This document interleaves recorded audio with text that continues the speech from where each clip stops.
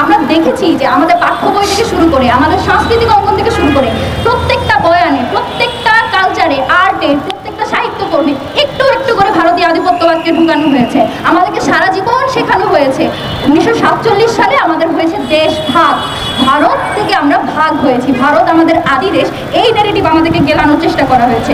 আপনারা আরও দেখেছেন বন্ধু রাষ্ট্রের কথা বলে, বন্ধু রাষ্ট্রের একটা ন্যারেটিভ দাঁড় করিয়ে কিভাবে বাংলাদেশের উপর দিনের পর দিন অসম সব চুক্তি, অসম সব পানি বন্টন বলেন, রপ্তানি বলেন, প্রত্যেক জায়গায় কিভাবে বাংলাদেশকে বঞ্চিত করা হয়েছে।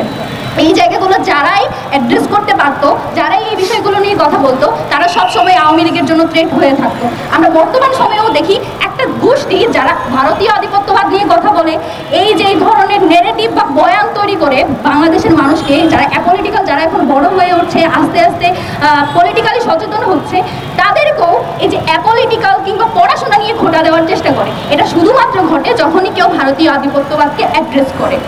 তো আমাদের বর্তমান সময়ে আজকের দিনে দাঁড়িয়ে আমরা আবরার ফাহাদ ভাইকে স্মরণ করি এবং আমরা প্রত্যাশা করি যে আবরার ফাহাদ ভাইয়ের মতো মানুষের আমাদের ঘরে ঘরে তৈরি হবে। তবে আমরা আবরার ফাহাদ ভাইয়ের মতো আর কাউকে হারাতে চাই না। আমরা লক্ষ্য করি আবরার ফাহাদ ভাই চাই, তবে জীবিত, যারা বাংলাদেশের জন্য কাজ করবে। জুলাই গণ অভ্যুত্থান যখন শুরু হলো তখন আমরা অনেককে বলতে শুনতাম যে আগে যেটা চেয়েছিলেন সেটার পক্ষে ছিলাম, এখন যেটা চাচ্ছেন সেটার পক্ষে নেই।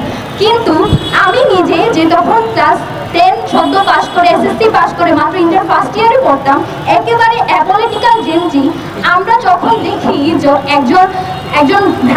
একজন বুয়েটের শিক্ষার্থী, সে শুধুমাত্র ভারতীয় আধিপত্যবাদকে অ্যাড্রেস করার কারণে তাকে মৃত্যুবরণ করতে হয়েছে। যেদিন আবরার ফাহাদ ভাই শহীদ হন সেদিন থেকেই আমরা এক দফার পক্ষে ছিলাম, সেদিন থেকেই আমরা ফেসিবাদ পতনের পক্ষে ছিলাম। আপনারা দেখেছেন কিভাবে শহীদ আবরার ফাহাদ ভাইকে সারা রাত ভর নির্যাতন করে হত্যা করা হয়। আপনারা দেখুন এই যেই জেনারেশন, যে মেধাবী শিক্ষার্থীরা ভারতীয় আধিপত্যবাদের বিরুদ্ধে একটুখানি সোচ্চার হতো কিংবা একটুখানি ব্রুটাল হতো, তাদের উপর কি ধরনের নির্যাতন নেমে আসতো।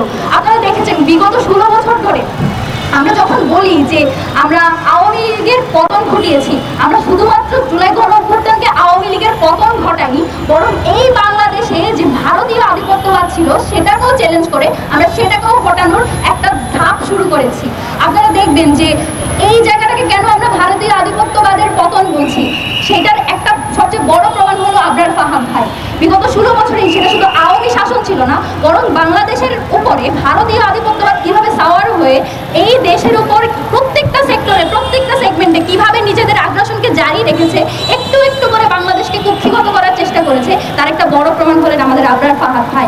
কারণ আজকে এখান দিয়ে আমাদের একটাই দাবি, আবরার ফাহাদ ভাইয়ের যে বিচার প্রক্রিয়া চলমান সেটা যাতে খুব দ্রুত সেটা নিষ্পত্তি হয়।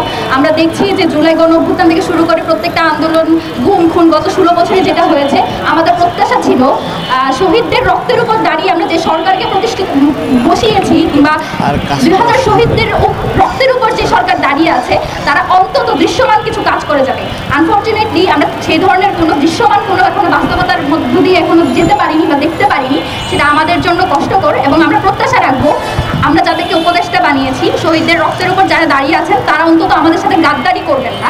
রাজনৈতিক আমাদের অনেক মতবিরোধ থাকবে, অনৈক্য থাকবে, কিন্তু ভারতীয় আধিপত্যবাদ এবং বাংলাদেশের যত জুলুম হয়েছে সেটা প্রশ্নে আপনাকে ইনসাফ কায়েম করে যেতে হবে।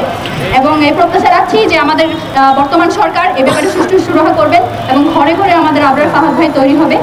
সবাইকে ধন্যবাদ।